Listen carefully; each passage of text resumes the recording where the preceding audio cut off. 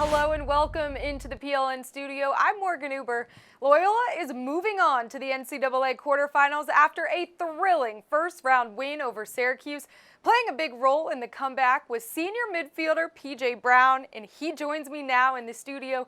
PJ, in the second half, your team went on a 7-0 run. It all started with back-to-back man-up goals, just 30 seconds apart from each other. How did that offensive tempo set the tone for the rest of the game?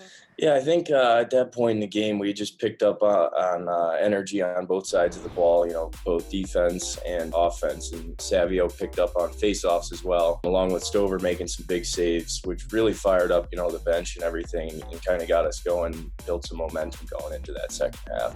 You had back-to-back goals of your own. First was the game tying and then the go-ahead goal. How did you attack these two goals? Yeah, no, I don't think it was as much me as, the six guys that were out there. I think in that second half, we just started moving off ball better and their defense got a little bit confused. And we were able to find some open spots to get a shot off. So I think that's, in Pat, once he has the ball, he'll be able to find you. Your first goal made history. You mentioned Pat, and the feed from him broke the NCAA all-time assist record. For the leader that he's been for your team, how fitting was it for him to break that record? Yeah, he deserves it. I mean, I've never really seen a player that good in all attributes of the game. He can score, he can dodge, he can pass, and he's got everything. And as I mentioned earlier, and then the other guys out there know it too. If you're open, he'll be able to find you no matter what.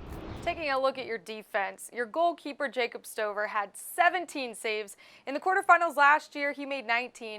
What is his edge in these winner-go-home situations? Yeah, no, I really don't think he gets enough credit as he deserves. He makes saves that should be a goal no matter what. A guy's left on the doorstep with an open net there, and he comes up with it. And it's not only that; it fuels the other end of the ball too. Once our offense gets down there, it gives us some momentum and some energy to build off of. And so he plays a huge part in that part of the game as well. 3 years ago, PJ, you were a freshman. This team played on the biggest stage in the Final Four.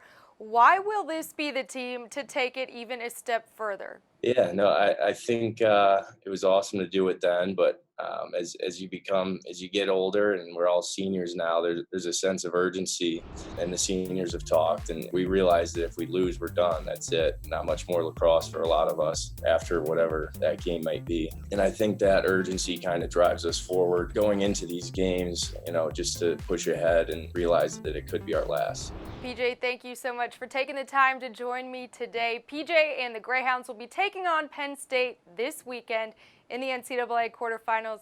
You can watch that game on Sunday. Thanks so much and best of luck. Thanks for having me. Thanks.